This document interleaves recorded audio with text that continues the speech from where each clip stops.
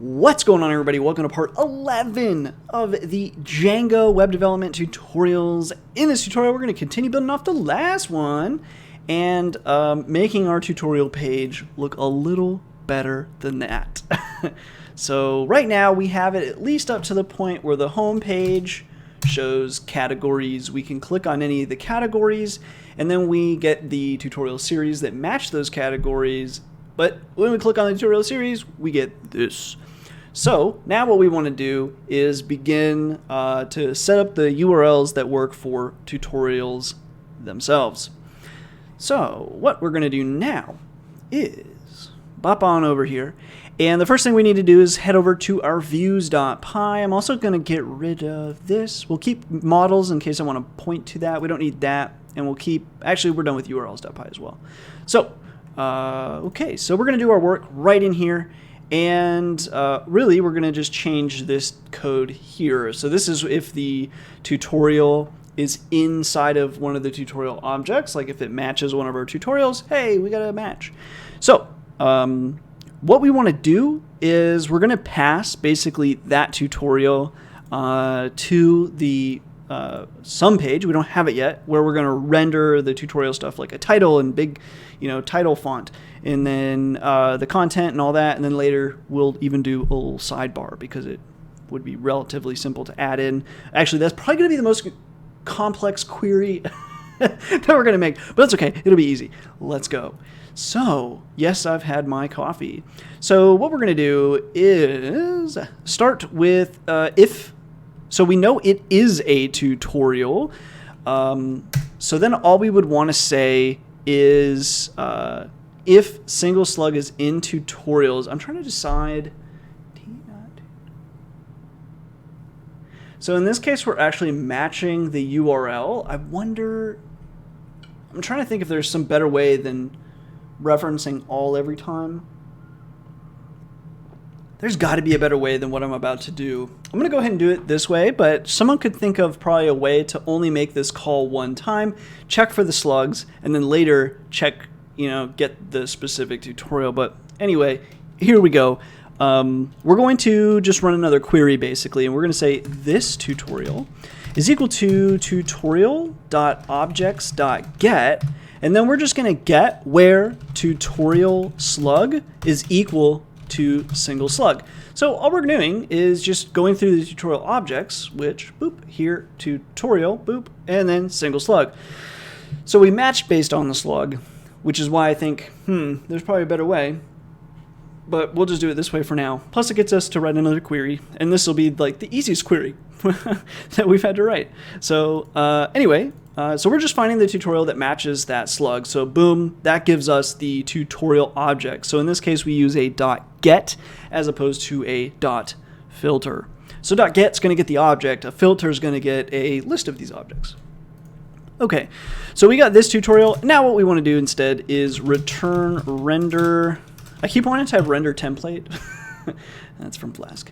Anyway, return render, and we'll do request. And then in this case, the path to the template, so main slash, this will be tutorial.html.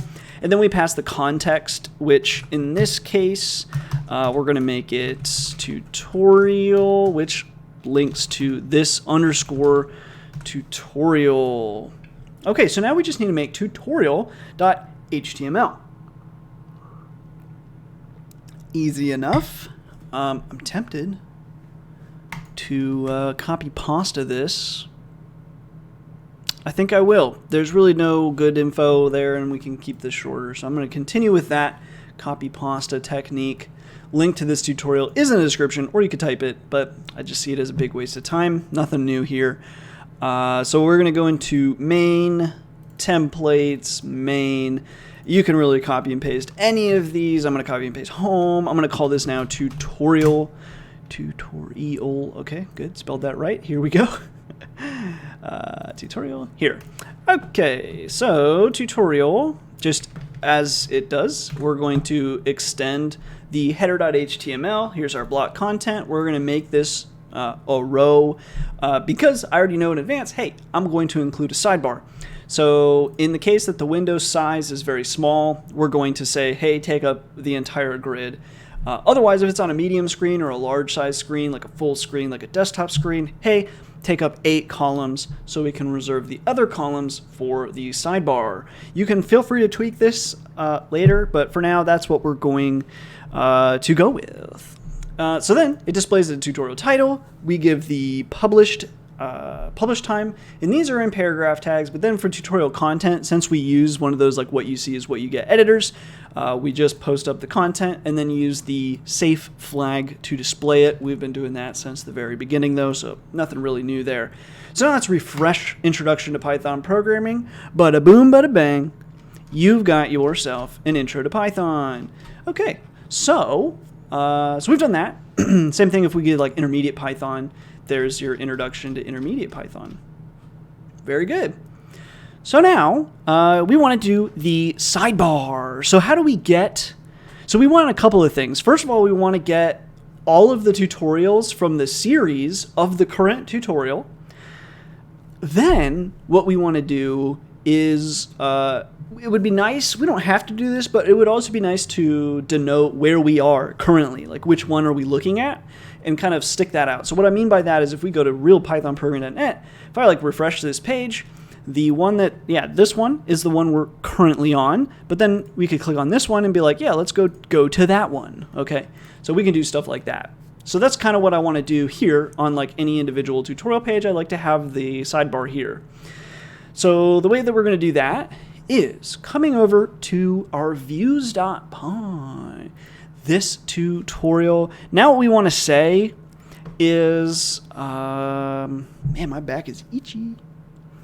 This tutorial, and then I'm just trying to make it big as possible. This will be a long one. It's going to run off the screen no matter what size we do. So what we're going to say is tutorials from series. Probably could come up with a better name, but we'll stick with that. We're going to say tutorial.objects.filter. So we're going to filter by tutorial. So first we need to get the tutorial series. So tutorial_series. Now, what's tutorial series? That tutorial series is a foreign key. So we already should know that, okay, we're going to point to tutorial series. Now, if we want to reference anything else under here, what we're going to need to use is the double underscore. So what we will do, tutorial series, boom. What we're trying to reference here is we want to reference specifically the tutorial_series, where that tutorial series is equal to this tutorial. So again, this is a tutorial object. Well, it has an attribute, tutorial series. Hot diggity. So then we're just going to say this tutorial dot tutorial series. So take note, the filter bit where we're using like attributes is a double underscore. But then we're like, to get it to do the equals here, we're back to Python land, regular land. I'd love to know in the back end, hey man, I'd love to know in the back end how that double underscore even works. Like, are they using some sort of regular expressions, or is this an aspect of Python I've never heard of? I'd really like to know. I might have to go in the back end and like see how they handle that. Like, what exactly are they doing there? Because yeah, you'd want to use dot, but no, that doesn't work. So, all right. So filter by tutorial series, but we don't just want, because then we can use those to populate a sidebar, but who says that those are going to be in the right order, right? It's important that they're in the correct order. So just like we used dot earliest before, we'll just zoom out a little bit now. Just like we used dot earliest to get the first tutorial, we can also dot order by, and we can order by, again, tutorial published. Boom.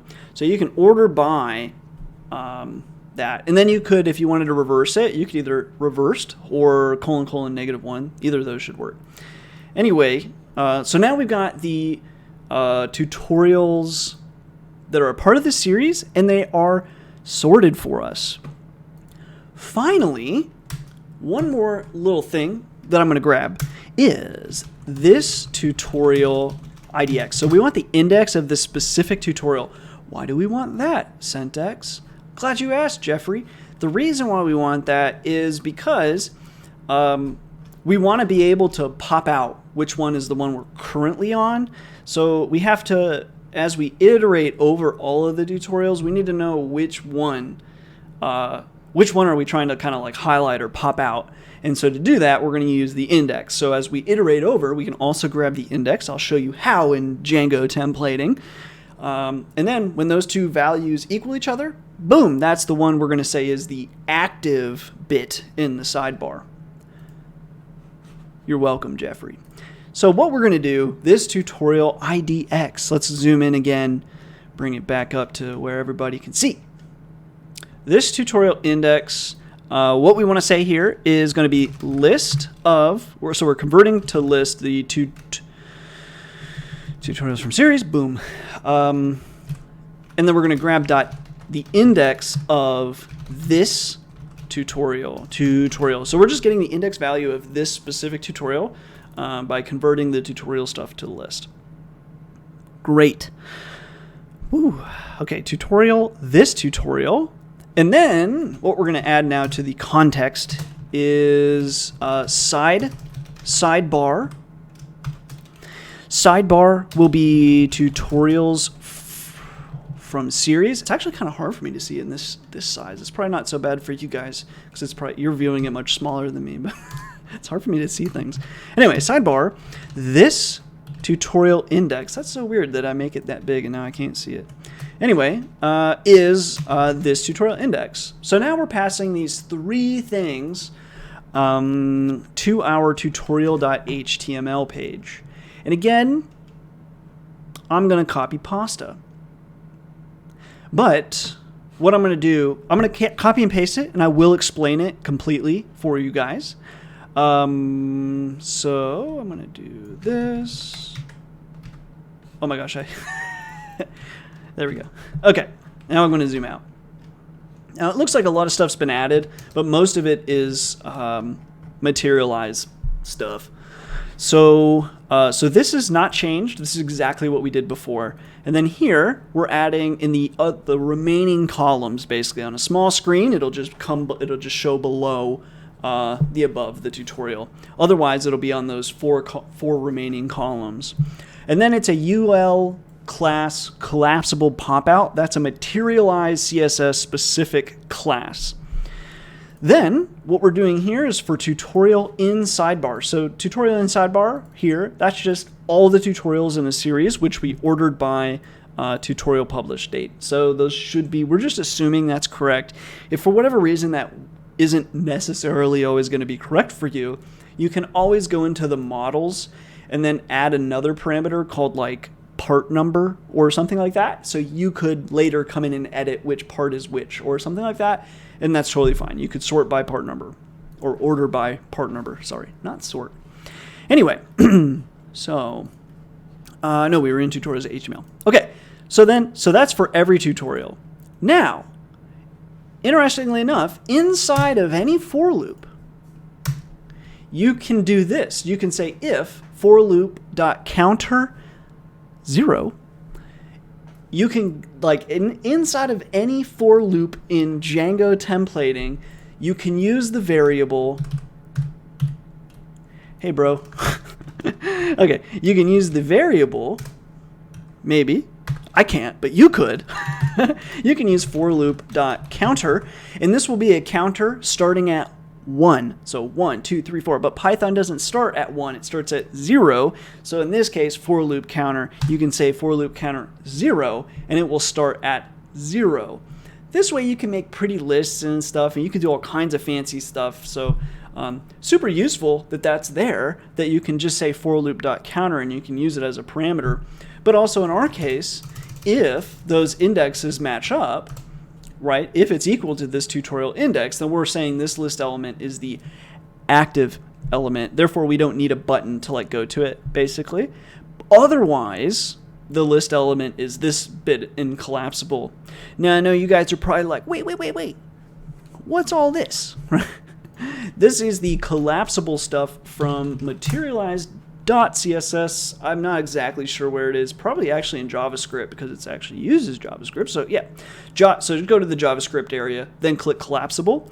And it makes stuff like this, right? And you can do all kinds of fun stuff with their collapsibles. You can feel free to change the collapsible from what I'm using as well. You don't have to use the exact same one. Blah, blah, blah. Tons of great information. Yeah, you get the idea.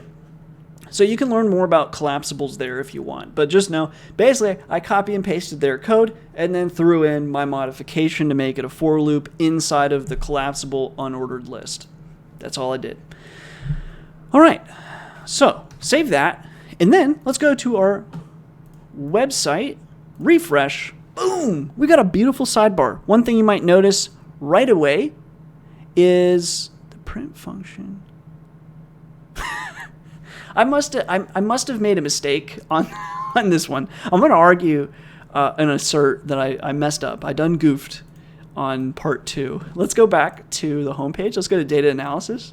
Yeah, this looks a little bit better. I must have accidentally pasted the tutorial into the summary bit or something. Yeah, I don't know. Actually, that's curious. What did I do? Maybe into the title instead. Anyways, that's not important.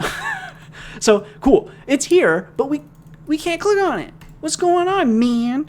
Well, again, if things aren't working, press F12, reset your view. And in fact, wow, actually, we're not getting an error. No error. Huh. I'm surprised that we're not getting the error. Anyway, I already know it's wrong, but really? I guess because all we're doing is referencing the classes.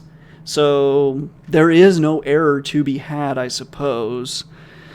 Anyway, we need to bring in some JavaScript. You ruined my flow. So we're going to go to header. And what we need to bring in is we need to initialize all of the JavaScript. So I'm trying to see here, did we initialize any? Because we have this JavaScript, but this isn't the same stuff. Instead, what we have to do is initialize materialize, which is something a little different. So when you import this JavaScript, it has some of the stuff that you're going to need.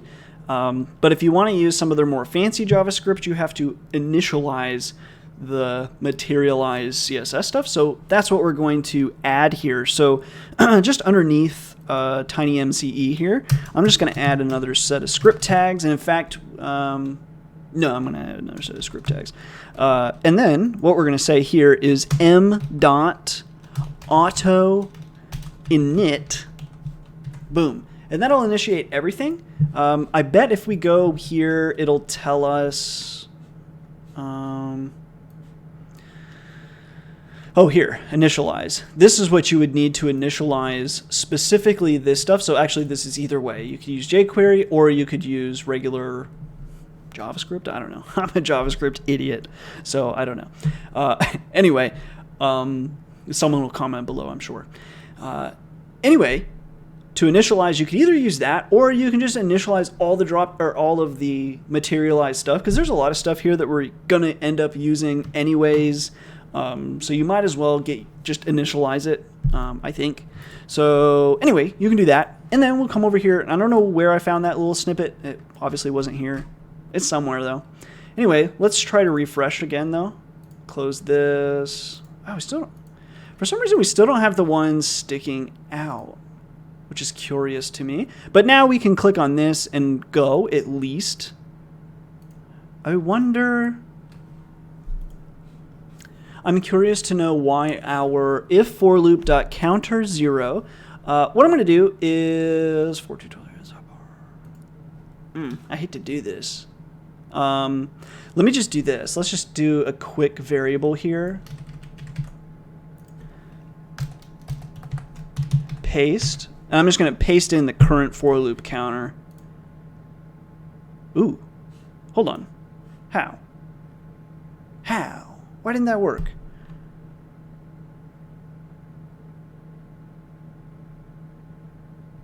Oh, we only did it for the active one. Duh. Oh my gosh.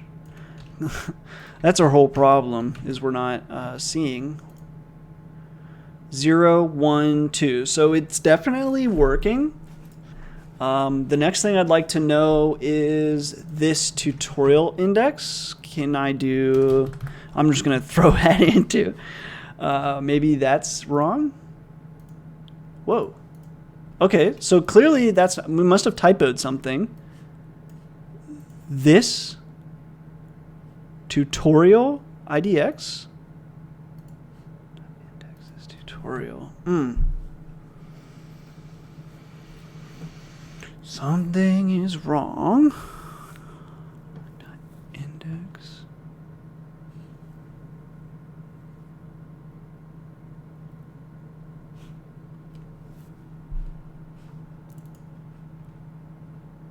This tutorial IDX, this tutorial IDX, that goes to here.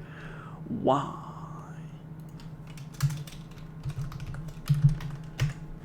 I'm just not seeing like anything on that page. Oh, there we go. Now we get 2. Okay. Why not in here though? It's kind of weird, isn't it? This tutorial IDX. Oh, God. Okay, that had to have been part of the Copypasta, right?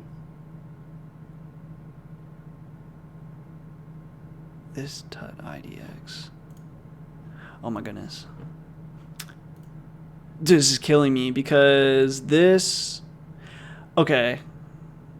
So I wrote this code out. That's so stupid. That is just dumb. Anyway, but in my text-based version, I actually call this variable this tut IDX. Dummy. Okay, so our issue is pretty simple. We were calling the variable this, so this variable here, this, never existed. So now, let me do this, delete those. Big dummy.